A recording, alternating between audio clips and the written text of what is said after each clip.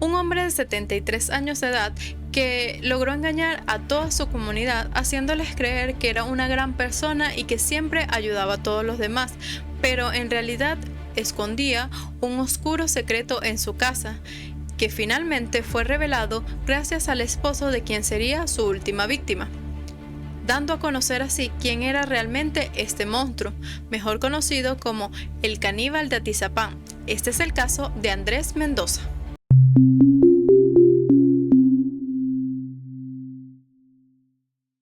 Reina González Amador, una mujer de 34 años, salió de su casa a realizar unas compras y le indicó a su esposo que iría acompañado de Andrés Mendoza y que regresaría más tarde, pero las horas pasaban y no había señales de Reina. Es por ello que el 14 de mayo del 2021, su esposo, Bruno Ángel Portillo, un jefe de policía municipal en el Estado de México, comenzó una desesperada búsqueda que inició con un infructuoso interrogatorio a Mendoza. Se dio entonces a la labor de rastrear las ubicaciones del celular de su esposa y revisar los videos de seguridad pública. Las imágenes lo llevaron a saber que Reina estuvo cerca de la vivienda de Mendoza, pero no quedaban claros sus últimos pasos. Decidió confrontar nuevamente a Mendoza y se presentó en su vivienda. Pese a la resistencia y amenazas del hombre, Portillo entró al lugar y se encontró con una terrible escena. Reina estaba muerta y desmembrada. Pero este solo era el comienzo de un caso que estremeció en todo el país de México y que dejó asombrado a muchas personas. Andrés Filomeno Mendoza Celis nació el 29 de mayo de 1947 en Cimatlán de Álvarez, Oaxaca, México. Su papá era su ejemplo a seguir. Se dedicaba a ayudar y a gestionar recursos para la población. Vivían en un lugar apartado de la ciudad de 200 personas, Cimatlán de Álvarez, Oaxaca. Se iban a pie a otras localidades y ayudaban a gestionar y resolver los problemas del pueblo. Mendoza indicó que su padre se emborrachaba con mezcal y le llegaba a pegar a él y a sus hermanos. Era violento, pero también lo admiraba, que le enseñó mucho en su relación con la política, algo que fue crucial para crear esta doble vida de ayudar a la gente, pero esta sería su pantalla útil ante los demás. Posiblemente tenía una madre muy comprensiva, ya que tenía varios hijos, y el papá les pegaba cuando se emborrachaba, algo que ocurría ocasionalmente. No hay una historia de abuso físico o mental como tal. Mendoza se desempeñó por varios años como carnicero, trabajando en un rastro de preparación de carne para consumo humano en Tlalnepantla. Posteriormente se mudarían a la capital del país en la década de los 80. En 2015 trabajó como presidente de Participación Ciudadana de su colonia durante la administración de la política. Se sabe que en el pasado atendió en una carnicería en Atizapán, pero en años recientes era mejor conocido por su activismo político vecinal, promoviendo la mejora del barrio y programas sociales. Es por ello que los vecinos de su calle han dicho a la prensa que el chino, como le decía, era buena gente, alguien cordial y con disposición a ayudar a los demás. Se sabe que frecuentaba bares en los que intentaba seducir a mujeres y pagaba por su compañía. El rechazo por su edad o por su apariencia lo tomaba muy mal. También había atraído a algunas mujeres a su vivienda, haciéndose pasar como facilitador de programas sociales, por lo que convenció a varias víctimas para que lo acompañaran. Mendoza indicó que elegía a sus víctimas por bonitas, pero las mataba cuando lo rechazaban. Por eso quería conservar su rostro. Los arrancaba con un gran cuidado, junto a su cuero cabelludo, tras apuñalarlas en el corazón. Tenía una técnica ya que trabajó como carnicero años atrás. Él escogía a sus víctimas. Eran mujeres frondosas, no precisamente con sobrepeso, pero sí voluptuosas, principalmente de 30 y tantos años. Muchas eran madres solteras y él las convencía de ayudarlas con diversas promesas. Muchas eran de pocos recursos y él lo aprovechaba. Mendoza mataba porque tenía mucho odio, escogía específicamente a sus víctimas y una vez que éstas lo rechazaban, él procedía a matarlas sin compasión. Cuando las mujeres estaban inconscientes, intentaba violarlas. Él tenía todos sus videos y los seguía viendo, pero una vez que ya no les producía nada, iba nuevamente de cacería. Y si planeaba sus crímenes, se decía: a esta me la voy a cenar en la noche. Sí, grababa todo desde que las invitaba a su casa, cuando las mataba e incluso se desnudaba frente a la cámara. Él pensaba que las mujeres eran lo mismo que animales, porque él era carnicero, entonces aplicaba ese esquema a las mujeres, porque eran cosas para él, y una cosa la puedes patear, cortar, etc. Solo matando tenía esa satisfacción. En algunos episodios violentos en su pasado, eso lo excitó y comenzó a reproducirlo en estos actos de matar y desatar. Lo increíble era que lo hizo por tanto tiempo. Mendoza cortaba el rostro y la cabellera completa de sus víctimas, seccionaba el tronco, las manos, las rodillas, la piel y la grasa la colgaba en la azotea para que se secara.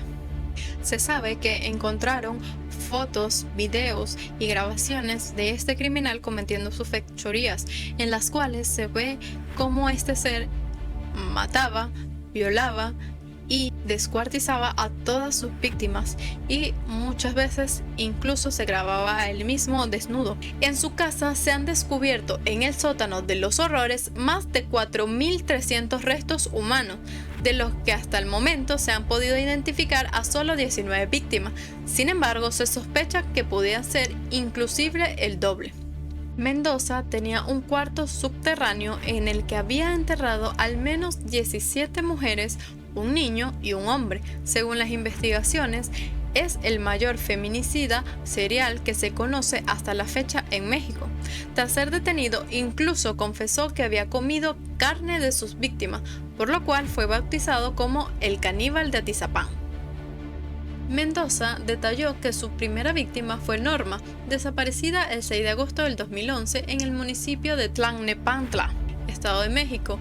De acuerdo a su ficha de desaparición, trabajaba en un bar denominado El Barrigón.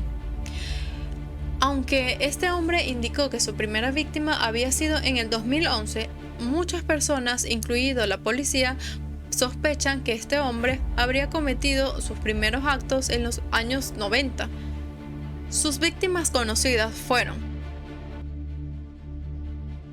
Reina González Amador, una mujer de 34 años de edad, casada y madre de 2 hijas. Fue reportada como desaparecida el viernes 14 de mayo del 2021. Trabajaba en un local donde vendía celulares y se había quedado de ver con su esposo para trasladarse al centro de la Ciudad de México y comprar mercancía. Pero antes pasaría a casa de Andrés Mendoza. Flor Nineve Vizcaíno Mejía, mujer de 38 años de edad y madre soltera de 2 hijas, originaria del Estado de México. Trabajaba como hostess, profesión del sector de la hostelería y gastronomía que se encargaba de dar la bienvenida al cliente en Tlalnepantla. Desapareció el 16 de octubre del 2016 y fue vista por última vez en esa ciudad. Rubicela Gallego Castillo, mujer de 32 años de edad y madre soltera de un niño. Originaria de Monterrey, Nuevo León, se mudó al Estado de México en busca de una mejor vida para su hijo. Trabajaba como repartidora de Uber en Tlalnepantla. Desapareció el 20 de julio del 2019 y fue vista por última vez en un restaurante. Norma Jiménez Carreón desapareció el 6 de agosto del 2011 en Tlalnepantla. Bernice Sánchez Olvera, mujer con alrededor de 20 años de edad que trabajaba en un bar llamado El Marinero.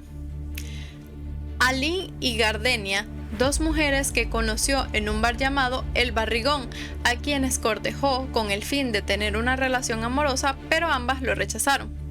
Estas fueron algunas de las víctimas que Mendoza asesinó y que pudieron dar identificación de ellas tras encontrarse algunos documentos o cotejar el ADN de las víctimas con los familiares que habían reportado su desaparición en aquel entonces. Entre las pertenencias de Mendoza se encontraban un libro que describía detalles específicos como los kilos que pesaban los bustos o las piernas de una de sus víctimas.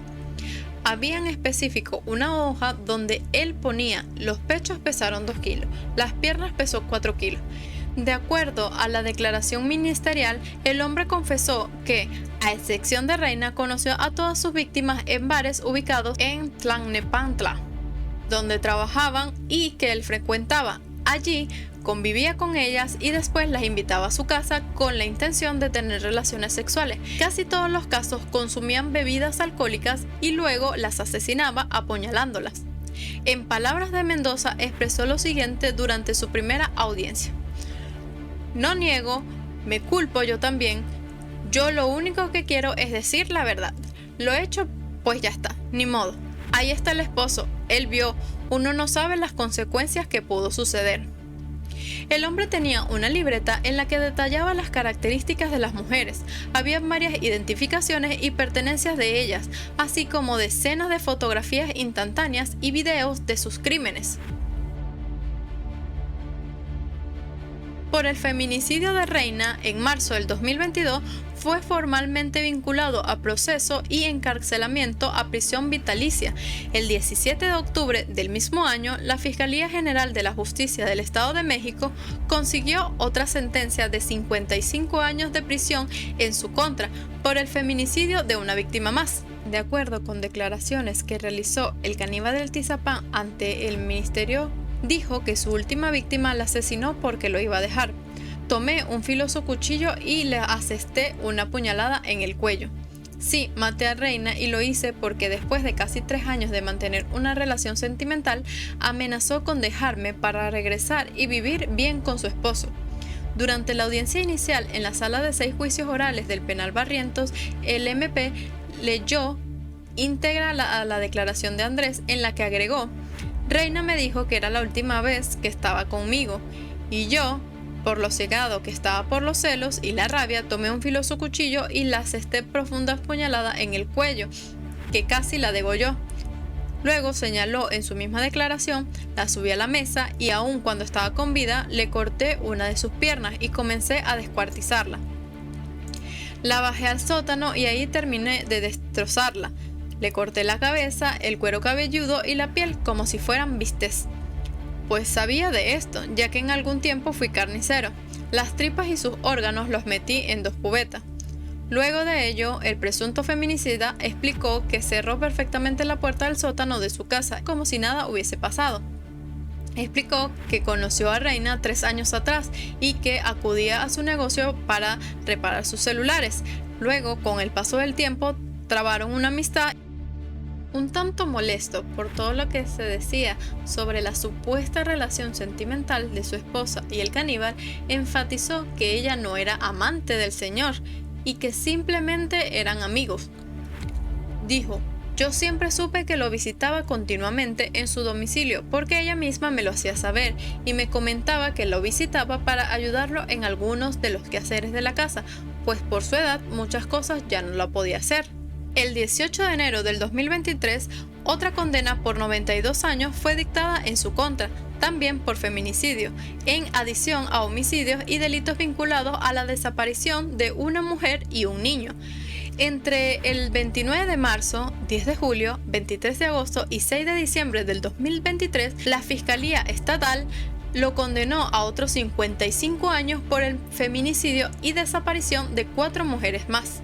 El 8 de febrero del 2024 se emitió una octava sentencia en su contra, así como una multa de 105.961 pesos y 1.864.036 pesos como reparación de daño material, luego de ser imputado por el asesinato de otra mujer de la que solo se proporcionaron sus iniciales, BSO. Se sospecha que pudieran ser muchas más de 30 mujeres, hasta el doble, incluso podrían ser 60.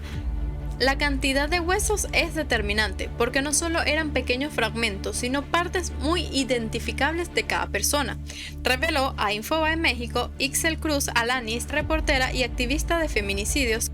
Otro dato sumamente perturbante fue que los vecinos decían que él era un hombre callado, pero generoso y gentil con la comunidad. Muchas veces llegó con ellos ofreciendo platillos típicos mexicanos como carne enchilada o carnitas. Algunas veces, quizá para justificar el aspecto extraño de la carne, les decía que eran de especies exóticas como jabalí. Incluso algunos policías del municipio desgustaron sus preparaciones. El señor Andrés repartía carne humana, les invitaba de comer a varios policías de la zona, a varias personas, a la señora de la tienda de la calle, relató un testigo. Es bien sabido en la colonia que Andrés decía traer carne de jabalí de Oaxaca y que decía traer carne de cerdo del Estado de México. Todo ello para encubrir que repartía carne humana, carne de sus víctimas, explicó la periodista Gabriela Warketing. María Sol Berenice Salgado, comisionada de búsqueda de personas del Estado de México, detalló que recientemente concluyeron las diligencias de excavación en los 2 inmuebles donde Andrés Mendoza enterró a sus víctimas y que en total se presume que hubo 29 víctimas previas a la muerte de Reina. Nos invitaron a revisar con exhaustividad el inmueble, aplicar algunas tecnologías. Al día de hoy ya se han acabado las labores de rescate de los restos óseos que fueron localizados en los 2 previos, indicó la funcionaria estatal, quien aseguró que suman actualmente 10 víctimas identificadas.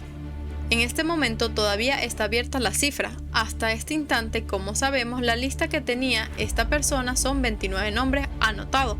Durante el documental, Diya García, fiscal central de atención de delitos vinculados de la violencia de género en el Estado de México, aseguró que se puede establecer que Andrés realizó sus primeros feminicidios en la década de los 90. Un caso sumamente complejo que nos invita a reflexionar sobre quiénes son las personas con las cuales compartimos y en quienes estamos depositando nuestra confianza. Un hombre que aparentemente decía ser bondadoso y generoso con toda su comunidad resultó ser un monstruo, como lo describieron muchas personas, que se aprovechó de toda su comunidad por muchos años para cometer sus fechorías y que siempre permaneció en la sombra porque nadie dudaba de él, ya que lo veían como un hombre íntegro y que siempre pensaba en los demás. Es lamentable que haya estado libre por tanto tiempo. Hasta el momento solo se han podido identificar algunas víctimas de este agresor debido a que el proceso de investigación todavía está abierto y que los policías hasta el día de hoy están intentando dar con quiénes son las víctimas. Como se mencionó anteriormente, hay muchas sospechas de que fueron más, aunque este indicó que habría asesinado solamente a 30 personas, pero todos opinan que fueron muchísimas más.